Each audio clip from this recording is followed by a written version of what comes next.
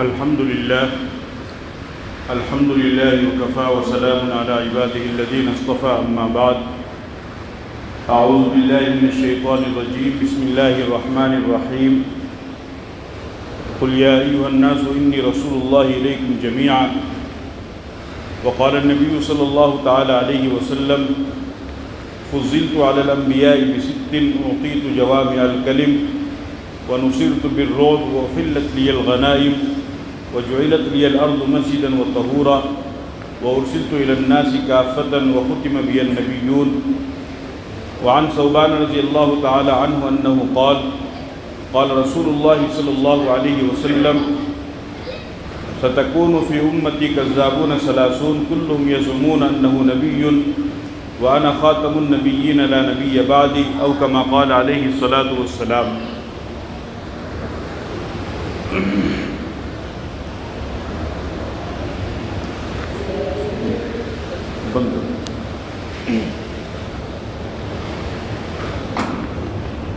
میرے محترم بزرگوں اور دوستوں،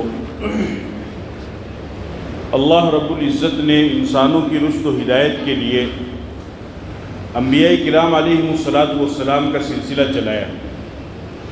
وقت وقت پر اللہ رب العزت نے دنیا کے اندر انبیاء کرام علیہم السلام کو بھیجا.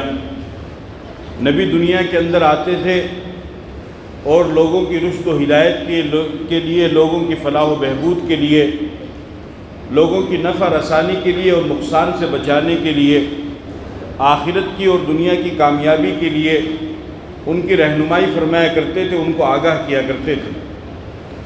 آخر میں اللہ رب العزت نے آقائے نامدار تاجدار مدینہ سرکار دو عالم خاتم الانبیاء جناب محمد رسول اللہ صلی اللہ علیہ وسلم کو نبی بنا کر کے دنیا کے اندر مبعوث فرمایا. آپ علیہ السلام اللہ رب العزت کے آخری نبی ہیں. آپ کے بعد اب قیامت تک کوئی دوسرا نیا نبی نہیں آئے گا، اور اللہ رب العزت نے آپ علیہ السلام کو تمام عالم کے لیے نبی بنا کر کے بھیجا ہے. پچھلے جو پیغمبر دنیا کے اندر آتے تھے وہ کسی ایک خاص علاقے کی طرف یا کسی خاص بستی یا قوم کی طرف مبعوث ہوا کرتے تھے. پورے عالم انسانیت کی طرف نبی بنا کر کے ان کو مبعوث نہیں کیا گیا. جس طریقے سے حضرت شعیب علیہ السلام کو مدین کی طرف نبی بنا کر مبعوث کیا گیا، حضرت موسیٰ علیہ السلام کو بنی اسرائیل کی طرف نبی بنا کر مبعوث کیا گیا، حضرت یعقوب اور حضرت یوسف علیہ السلام کو مصر کے لوگوں کی طرف نبی بنا کر مبعوث کیا گیا، حضرت نوح علیہ السلام کو کنعان کی طرف نبی بنا کر مبعوث کیا گیا. اس طریقے سے بے شمار انبیاء کرام آئے، لیکن تمام عالم کی طرف اللہ نے کسی کو بھی نبی بنا کر کے مبعوث نہیں فرمایا. جب آقائے نامدار تاجدار مدینہ کا نمبر آیا تو اللہ رب العزت نے فرمایا قرآن کریم کے اندر یا ایھا الناس انی رسول اللہ الیکم جمیعا، کہ اے نبی جی آپ لوگوں میں اعلان کیجئے کہ میں تم تمام کی طرف نبی بنا کر کے مبعوث کیا گیا ہوں. یعنی آپ تمام مخلوقات کے نبی ہیں، آپ انسانوں کے نبی، آپ جنات کے نبی، آپ فرشتوں کے نبی، آپ حیوانات کے نبی، زمین پر بسنے والی مخلوقات کے نبی، آسمان والوں کے نبی، اگر سمندر کے اندر جو مخلوق رہتی ہے آپ ان مخلوقات کے نبی. اس طریقے سے تمام کائنات کی طرف اللہ رب العزت نے آپ علیہ السلام کو نبی بنا کر کے مبعوث فرمایا، اور پھر آپ کو چند صفات اور چند خصوصیات بھی عطا فرمائی، اور ایسی خصوصیات عطا فرمائی کہ وہ خاصیتیں اور وہ صفتیں اللہ رب العزت نے پچھلے کسی نبی کو نہیں عطا فرمائی. چنانچہ حدیث کے اندر آتا ہے نبی پاک صلی اللہ علیہ وسلم نے ارشاد فرمایا فضلت علی الانبیاء بست، کہ مجھے اللہ رب العزت نے 6 چیزوں کے ذریعے سے دوسرے تمام انبیاء کے اوپر فضیلت عطا فرمائی ہے.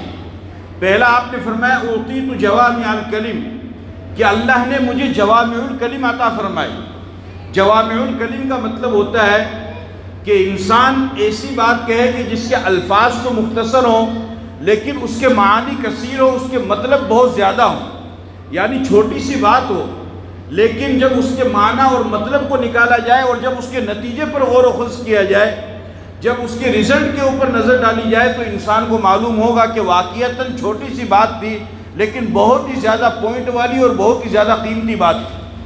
چنانچہ آپ علیہ السلام کی یہ عادت شریفہ تھی اور آپ کی یہ خاصیت تھی کہ آپ علیہ السلام ایک چھوٹی سی بات کے اندر سارے مضمون کو بیان فرما دیا کرتے تھے، اور سامنے والا اگر اس بات کے اوپر عمل کر لیتا تو وہ کامیاب ہو جایا کرتا تھا۔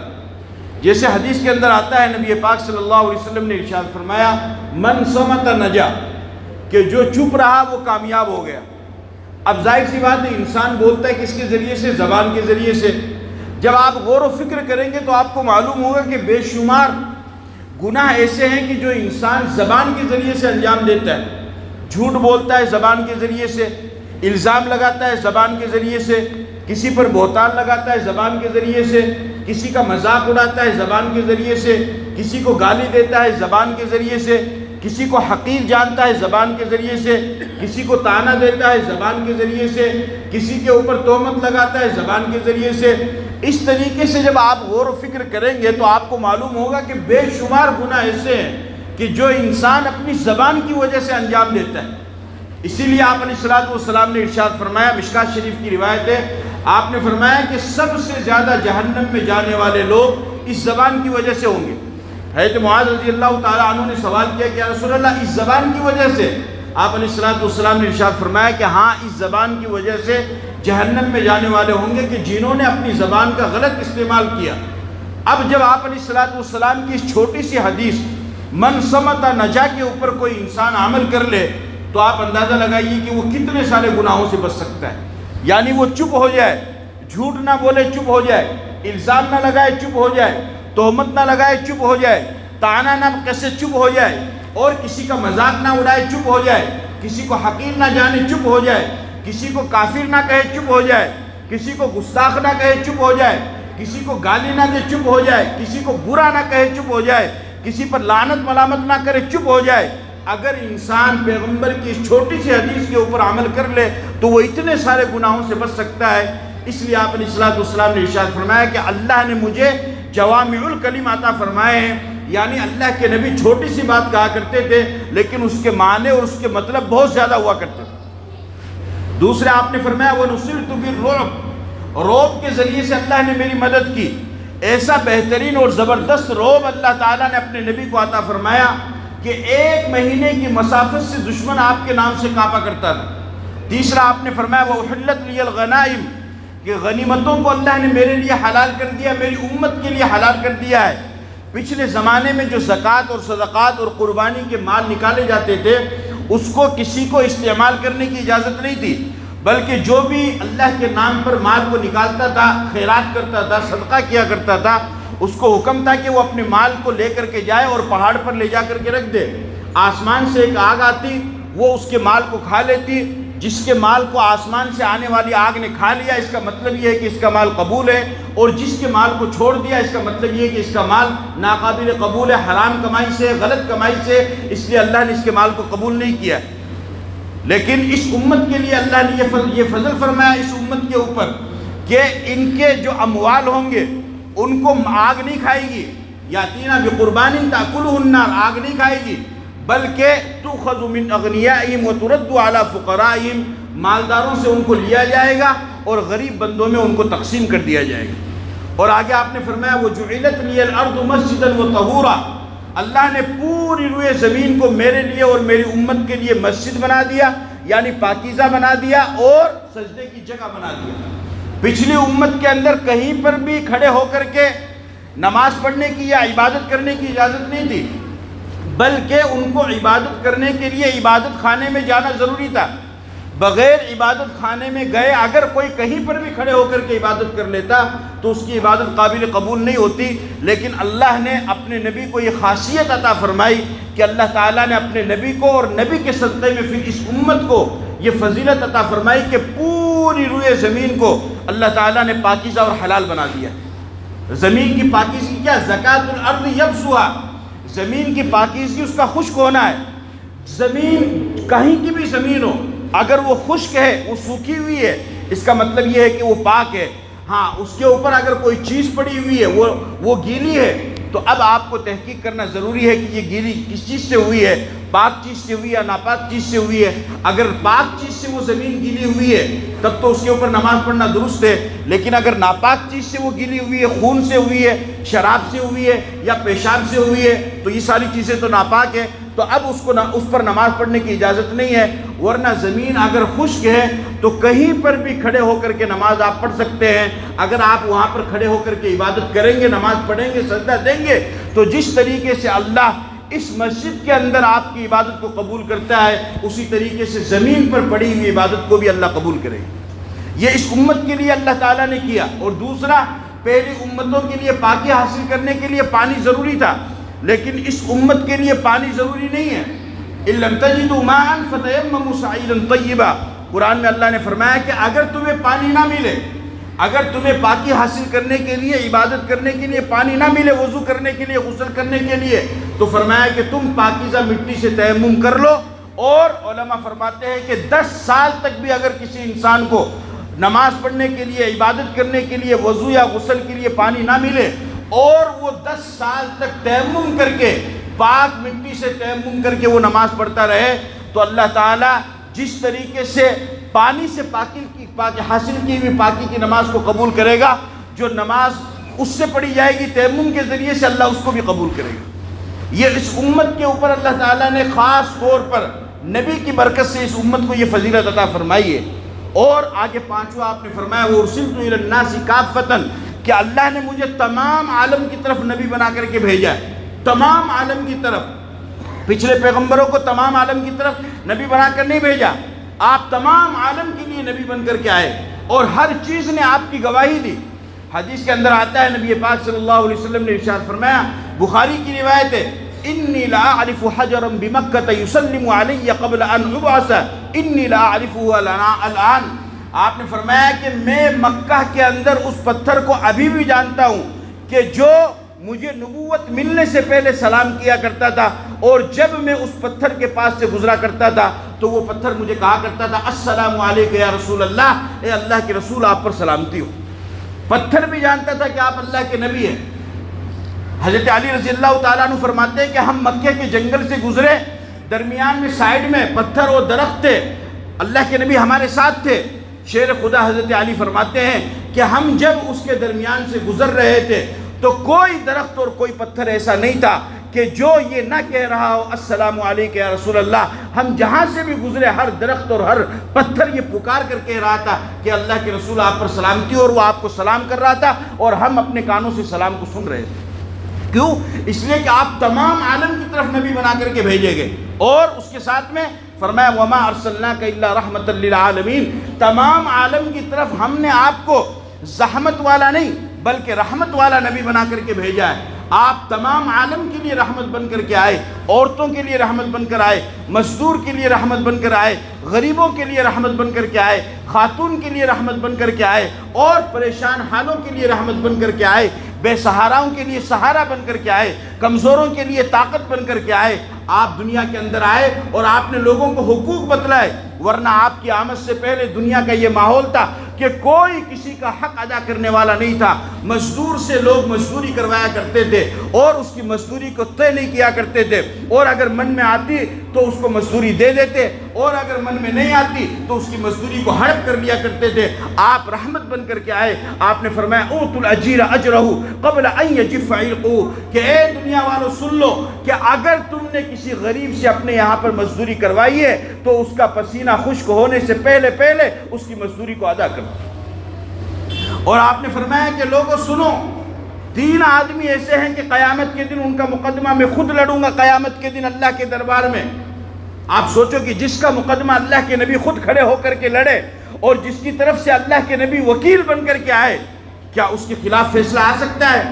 آپ نے فرمایا کہ 3 لوگوں کا مقدمہ میں لڑوں گا قیامت کے دن اور اس کو اس کا حق دلاؤں گا. ان 3 میں سے ایک آپ نے فرمایا کہ وہ مزدور کہ جس نے امانت داری کے ساتھ میں مزدوری مکمل کی، اور پھر اس کے بعد مزدوری مکمل کرنے کے بعد اس کے مالک نے اس کی مزدوری ادا نہیں کی، اس کا جو جائز پیسہ بنتا تھا وہ پیسہ اس نے اس کو نہیں دیا، تو آپ نے فرمایا کہ قیامت کے دن میں اس مزدور کی طرف سے اللہ کے دربار میں مقدمہ لڑوں گا اور اس کو حق دلاؤں گا. اس لیے ہوش کے ناخن لو، تکبر میں نہ آؤ، پیسے کے نشے میں نہ آؤ، دولت کے نشے میں نہ آؤ، چند کوڑیوں کے نشے میں نہ آؤ، اور پیسے کے نشے میں آ کر کے کسی مزدور کا حق نہ دباؤ۔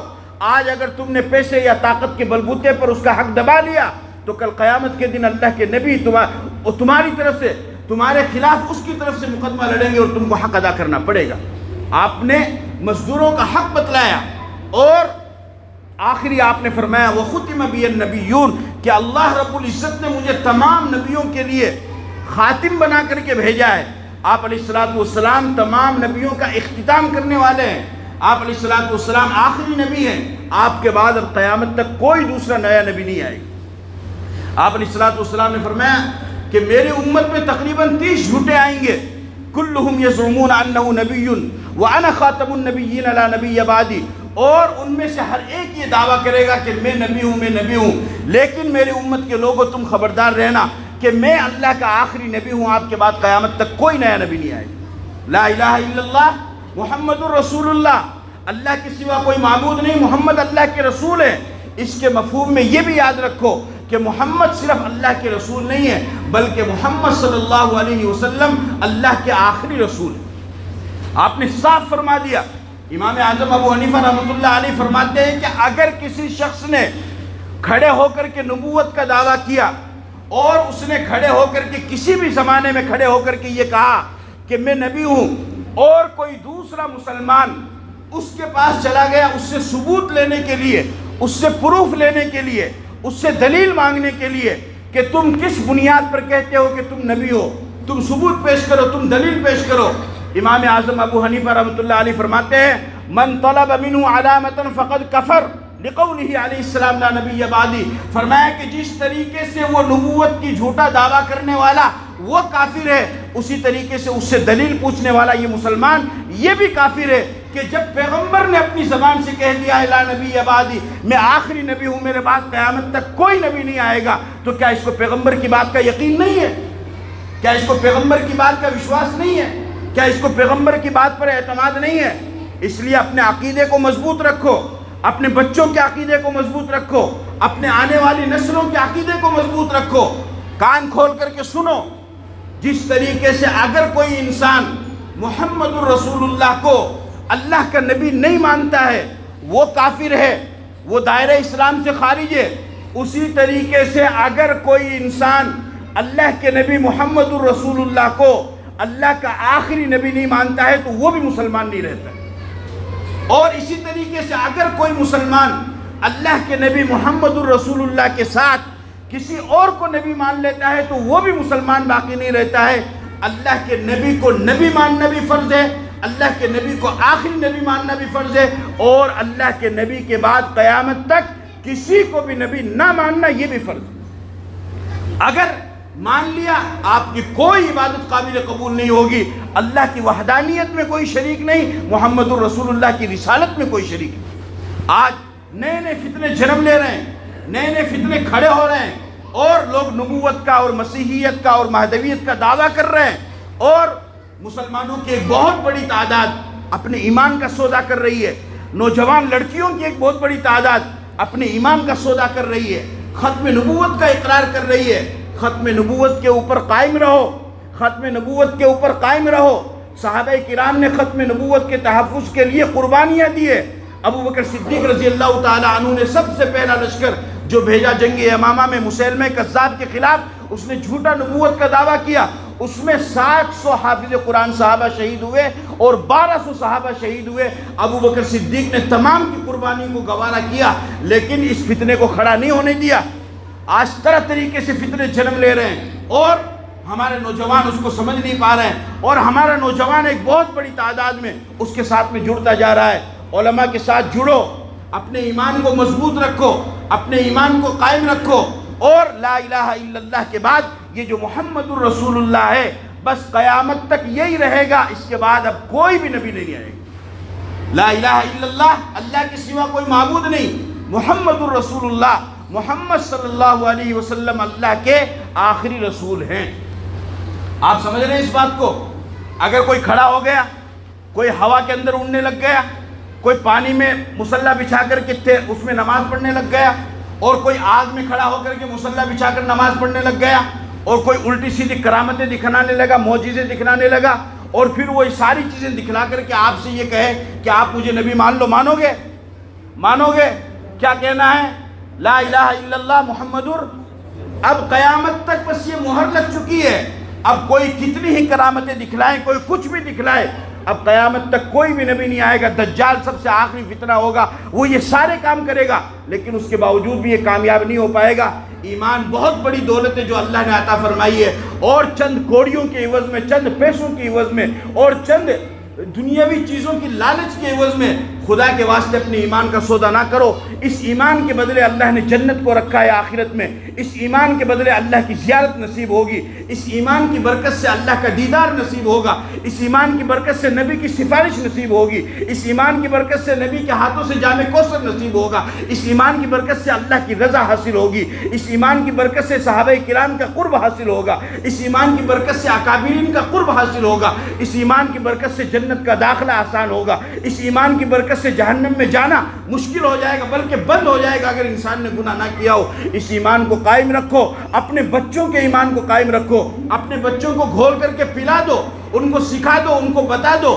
اور آخری بات یہ کہتا ہوں کہ بہت سارے مسلمان جو حافظ نہیں بھی ہوتے یا عالم بھی نہیں ہوتے ہیں، ان کو بہت سارے عربی جملے یاد رہتے ہیں. ان اللہ علی کل شیء قدیر، ان اللہ مع الصابرین، لا حول ولا قوت الا باللہ، لا الہ، اس طرح بہت سارے جو جملے یاد رہتے ہیں. آج ایک جملہ اور یاد کر لو، انا خاتم النبیین لا نبی بعدی، لا نبی بعدی، کہ اللہ کے نبی نے فرمایا کہ میرے بعد قیامت تک کوئی بھی نیا نبی نہیں آئے گا. لہٰذا یہ اپنے بچوں کو سکھا دو کہ بیٹا کوئی کیسا ہی دعویٰ کرے، کوئی کچھ بھی کرے، تب بھی تمہیں اس کے چکر میں نہیں آنا ہے. اور نوجوانوں سے درخواست کرتا ہوں کہ وقت نکال کر کے علماء کرام کے بیانات سنو. پورے دن 30,000 کا، 40,000 کا، 50,000 کا موبائل اللہ نے آپ کو دلایا ہے. سوشل میڈیا کا زمانہ ہے، پورا دن گزر جاتا ہے، پورا ہفتہ گزر جاتا ہے، پورا مہینہ گزر جاتا ہے، ایک مرتبہ بھی اس موبائل میں اللہ کا قرآن سننا نصیب نہیں ہوتا. یہ زندگی ہے، یہ زندگی ہے. ایک مرتبہ کسی عالم کا بیان سننا نصیب نہیں ہو، توفیق ہی نہیں ملتی ہے.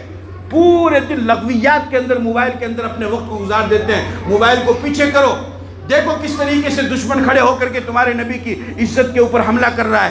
تمہارا خون نہیں کھول رہا ہے، تمہارا جذبہ نہیں بیدار ہو رہا ہے، غیرت نہیں آ رہی ہے، حمیت نہیں آ رہی ہے. اب نہیں اٹھو گے تو کب اٹھو گے؟ اب نہیں بیدار ہوگے تو کب بیدار ہوگے؟ نوجوانوں اٹھو، تم اس قوم کی ریڑھ کی ہڈی ہو، تم اس قوم کا مستقبل ہو. تم اٹھو، کھڑے ہو، اپنے نبی کی سیرت کو پڑھو. میں یہ نہیں کہہ رہا کسی کا گریبان پکڑ لو یا کوہرام مچا دو، نہیں. میں کہہ رہا ہوں اپنے نبی کی سیرت کو پڑھو، اپنے نبی کے کردار کو پڑھو. اگر وہ نبی کی برائیوں کو بیان کرتے ہیں، آپ نبی کی خوبیوں کو بیان کرو، آپ نبی کے اخلاق کو بیان کرو، آپ نبی کے اعلیٰ کردار کو بیان کرو، آپ نبی کی رحمت للعالمین کو بیان کرو. آپ کے دل کے اندر کسی کی گستاخی سن کر کے آپ کے دل کے اندر جذبہ پیدا ہوتا ہے، جذبہ ابھرتا ہے، اچھی بات ہے. مومن ہونے کی علامت ہے، مسلمان ہونے کی علامت ہے، نبی سے سچی محبت کی علامت ہونا چاہیے. لیکن یہ کافی نہیں ہے. نبی کی سیرت کو پڑھو، لوگوں کو بتلاؤ. تم نہیں پڑھو گے، نبی 50 سال کی عمر ہوگی، نبی کا نام بھی نہیں معلوم، نبی کے والدین کا نام نہیں معلوم، کس منہ سے پیغمبر کا سامنا کرو گے؟ قبر میں تیسرا سوال نبی کے بارے میں ہوگا کہ بتاؤ یہ نبی کون، اس کو جانتے ہو نہیں جانتے ہو. میدان محشر میں اللہ کے نبی کا سامنا ہوگا. میدان محشر میں اللہ کے نبی کی سفارش سے جنت میں جائیں گے. اور اتنی دعائیں ہیں، اتنی دعائیں ہیں اور اتنی صدقات ہیں اللہ کے نبی کے امت کے لیے کہ آج ہم جی رہے ہیں، ہم دنیا کے اندر زندگی گزار رہے ہیں. اس وجہ سے میں آپ سے کہہ رہا ہوں نوجوانوں اٹھو. ہندی کے اندر کتابیں پڑھی ہوئی، کتابیں خریدو، پڑھو. اردو کے اندر کتابیں پڑھو. علماء کی محفل میں بیٹھو، علماء کی صحبت میں بیٹھو. اگر تبلیغ کا موقع لگے تو تبلیغ میں جاؤ، اس میں بیٹھو، وہاں پر تعلیم میں بیٹھ کر صحابہ کی قربانیوں کو سنو اور علماء کے بیانات کو سنو. ہر کسی کے بیان کو نہیں سننا ہے ورنہ گمراہ ہو جاؤ گے. اپنے امام سے، اپنے عالم سے پوچھ کر کے عالم کا بیان سنو، نبی کے بارے میں سیرت معلوم کرو. وہ اگر گستاخی کو بیان کر رہے ہیں، برائی کو بیان کر رہے ہیں، آپ خوبیوں کو بیان کرو. انشاءاللہ العزیز آپ جب خوبیوں کو بیان کریں گے تو ان کی گستاخیاں کم پڑ جائے گی، ان کی برائیاں کم پڑ جائیں گی. آپ بتاؤ کہ ہمارے نبی ایسے تھے، آپ بتاؤ ہمارے نبی ایسے تھے، آپ بتاؤ ہمارے نبی ایسے تھے. جو الزام لگایا جا رہا ہے وہ جھوٹا ہے، وہ غلط ہے. اگر اب بھی ہم نہیں بیدار ہوں گے اور ہمارے دل ضمیر نہیں جاگے گا تو پھر کون سا وقت آئے گا میرے بھائی؟ یہ غفلت کا وقت نہیں ہے، بیداری کا وقت ہے، اور بیدار کس طریقے سے ہونا ہے کہ نبی کی سیرت کو پڑھنا ہے، اس کو اپنی زندگی کے اندر اتارنا ہے اور اس کے مطابق عمل کرنا ہے، تو انشاءاللہ پھر یہ ساری فضائیں ختم ہو جائے گی اور اللہ کا نبی بھی آپ سے خوش ہوگا۔ اور اس عقیدے کے اوپر اپنے آپ کو قائم رکھنا ہے کہ اللہ کے نبی محمد میرے ساتھ بولو، اللہ کے نبی محمد الرسول اللہ صلی اللہ علیہ وسلم اللہ کے آخری نبی ہیں۔ اب قیامت تک کوئی بھی نیا نبی نہیں آئے گا۔ اس کو کہتے ہیں ختم نبوت کا اقرار۔ اس کے اوپر موت تک قائم رہو گے، اپنی اولاد کو قائم رکھو گے، اپنے گھروں میں جا کر اپنے بچوں کو بتاؤ گے، کوئی کتنی کرامت دکھلائے کچھ بھی کر لے، بس آنکھ بند کر کے ایک ہی بات کہنا ہے، لا الہ الا اللہ محمد بس، اب اس کے آگے پیچھے کچھ بھی نہیں ہے۔ اس کے اوپر اگر آپ نے قائم رہا تو دنیا کے اندر نجات اور آخرت میں مغفرت کے لیے کافی ہو جائے گا اور اللہ کے نبی کی سفارش حاصل ہوگی۔ اللہ تعالیٰ مجھے اور آپ کو عمل کی توفیق عطا فرمائے۔ وآخر دعوانا الحمدللہ رب العالمین۔